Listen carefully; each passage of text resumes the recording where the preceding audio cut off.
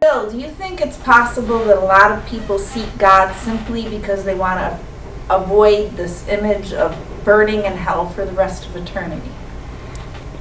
I think hell has been, the way it's been popularly presented to people and the way they popularly imagine it, has been a very useful tool for scaring the hell out of people, getting people scared into church, into some church organization. And fear has been a great motivator for inauthentic religion. And why do you think people might be so curious about what hell could really be like? I think they would be curious to find out that the concept of hell and even the popular image of hell evolved over a long period of time, and that they would be much more effective in their Christianity or in their religious life, in their human life, if they didn't conceptualize God as a Jehovah the Hutt that's ready to dump you into some torture chamber. He's all loving, but he's got this eternal torture chamber cooked up for you. At the same time, I think there's a benefit in the church keeping the doctrine of hell, which is highly formed and is like a finger pointing at the moon. You know, you point to the moon with your finger and you say moon. Obviously, the finger is not the moon. There's more to the reality than the finger we use to point when we say moon. There's more to the reality of moon than the finger and the sound that says moon. So hell exists as a possibility, right? As a possibility. There's a possibility, because God respects my freedom, that I may reject God.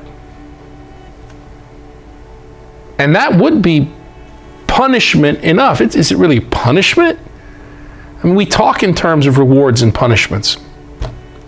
But those are metaphors, those are analogies. Sometimes ones that outlive some of their usefulness. Hell, the rejecting of God, that's a possibility that exists for all of his free creatures. Does anyone actualize that possibility? The official teaching church does not give us a list of people who are actually in hell. We don't have any canonized list of the damned. And that includes Judas, by the way, and Hitler and others. Hell exists as a possibility, not the popularly imagined hell, but the very scant, very specifically understood church teaching of hell, which itself has limitations like all human communication forms and language.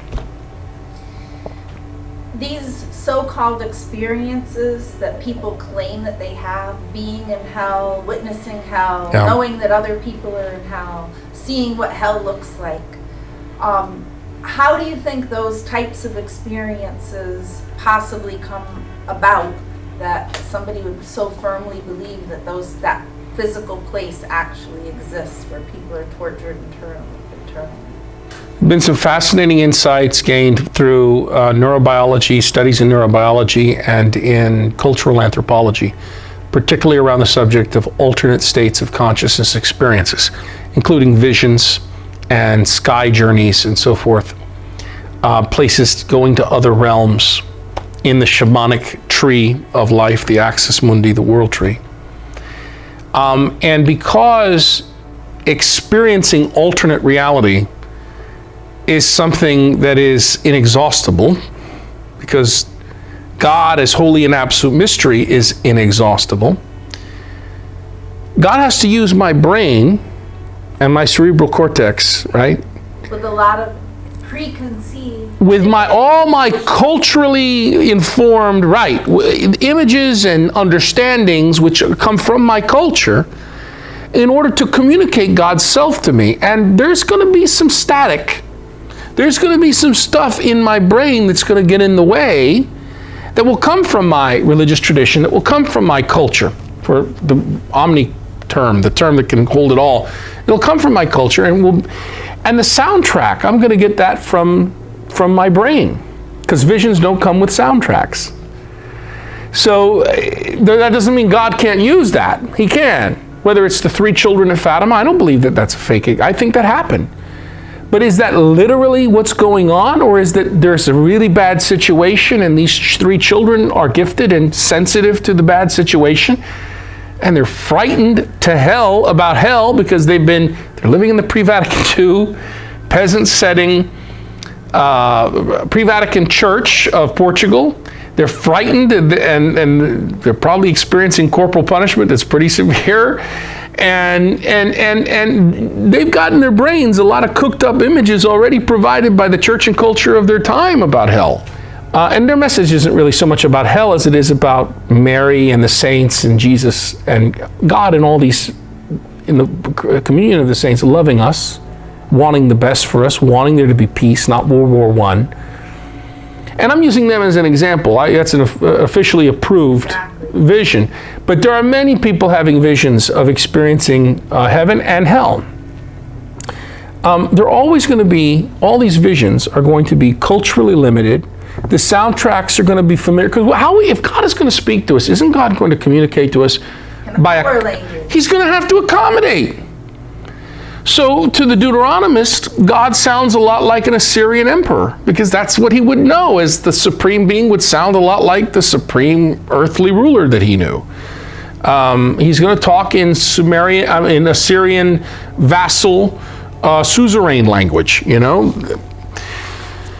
And in the life experience of Hosea, God is going to seem to be like a cuckold, a husband who's been humiliated by his wife that he just can't stop being connected to and stuck to.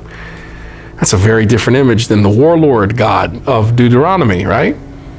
So it's fascinating that you don't just have one image of God, one theology of God in this library we call the Bible, and through church history. It's not all just one way of explaining God or expressing God and the things of God. So people who have visions, mystical experiences, I'm not discounting them.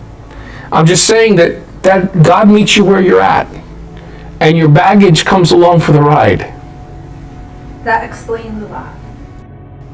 And I think it would be fair to say that we could go through the entire Bible and not really find what we mean by hell.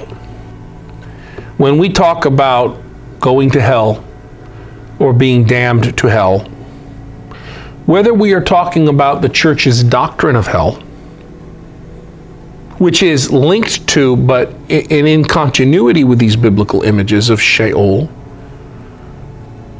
and Hades and Gehenna seen as a place of punishment, and Akeldama, the field of blood in Gehenna, and all of that in a way relates to the shamanic roots of the cosmic tree found in all these cultures that have been studied, going back tens of thousands of years. But I think it's fair to say that even though there's a relationship between all these concepts, there is a lot of evolution and continuity. And these things should be treated as distinct things, related, connect, like the way a twig or a branch is part of the same organism as the root or the bark, the trunk of the tree, but they're not the same thing. So there is continuity, but there is development. Let's talk about the doctrine of hell. Many of these biblical ideas were combined and amplified in doctrinal debates and statements in post-biblical times. You know, one of the problems of looking at biblical texts and expecting to find a connect the dots to a particular Catholic doctrine like hell is the same problem I would have is if you asked me to make you chocolate chip cookies, and I took a table and I said, I'm going to make you chocolate chip cookies.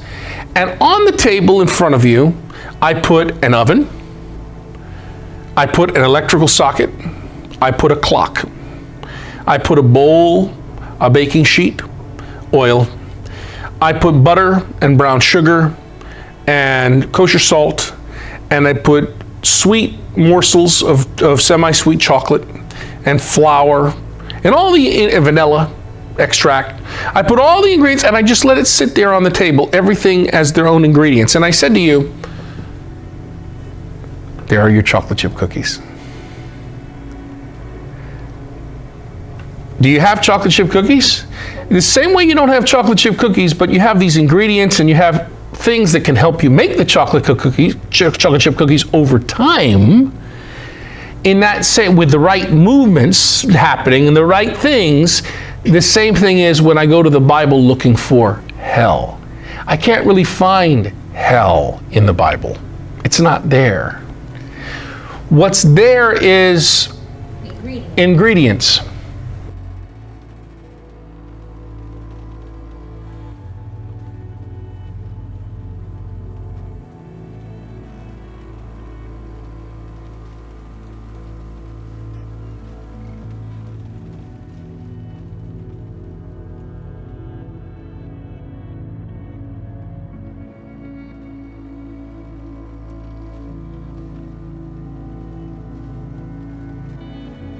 It still needs a clock and an oven and a skilled cook and a bunch of time.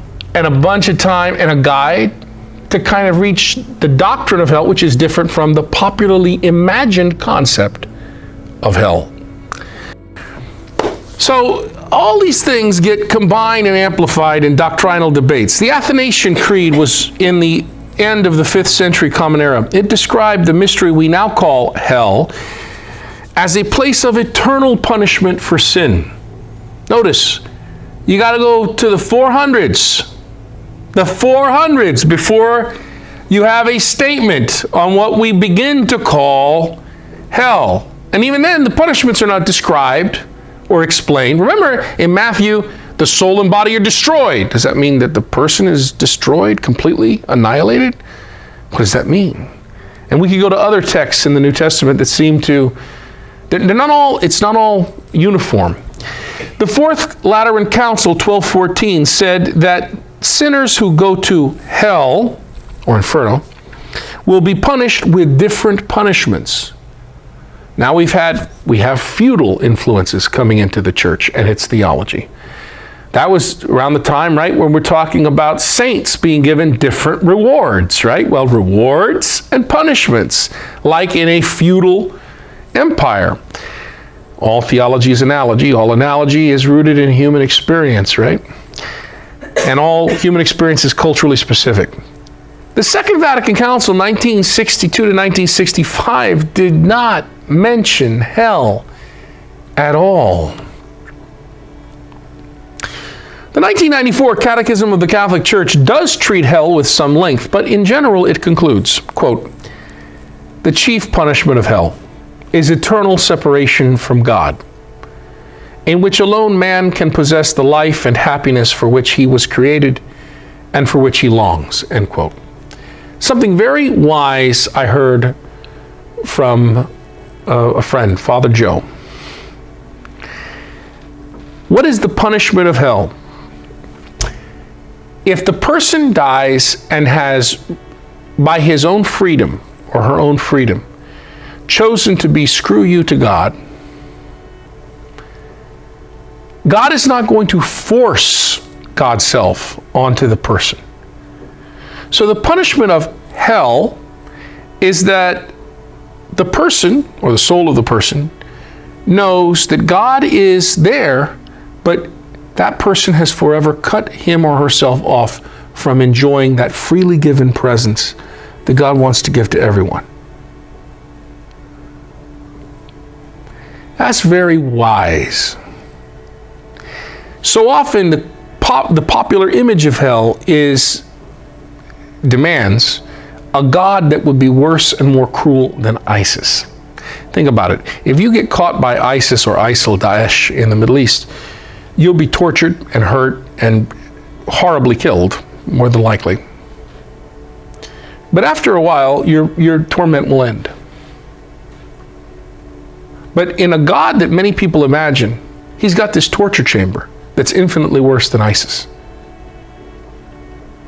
That makes him infinitely worse than ISIS, doesn't it? So you suffer and suffer and suffer and suffer and suffer and suffer and suffer. That's a God worse than ISIS. Is your God worse than ISIS? This is something we need to ask ourselves. Is the God we're presenting to people worse, infinitely worse, than ISIS, ISIL, Daesh? Catechism seems to present it very beautifully. The chief punishment of hell is eternal separation from God, in which alone man can possess the life and happiness for which he was created and for which he longs. This is not dissimilar to the statement of the Church of England, which a few years earlier declared that there is no physical fire in hell. Those are all metaphors, holdovers from ancient times. Thus, readers of the biblical evidence through the centuries in general appear to have distinguished carefully between the actual punishment sinners experience in some place and the culturally conditioned descriptions of the nature of that punishment reported in some parts of the Bible. All theology is analogy.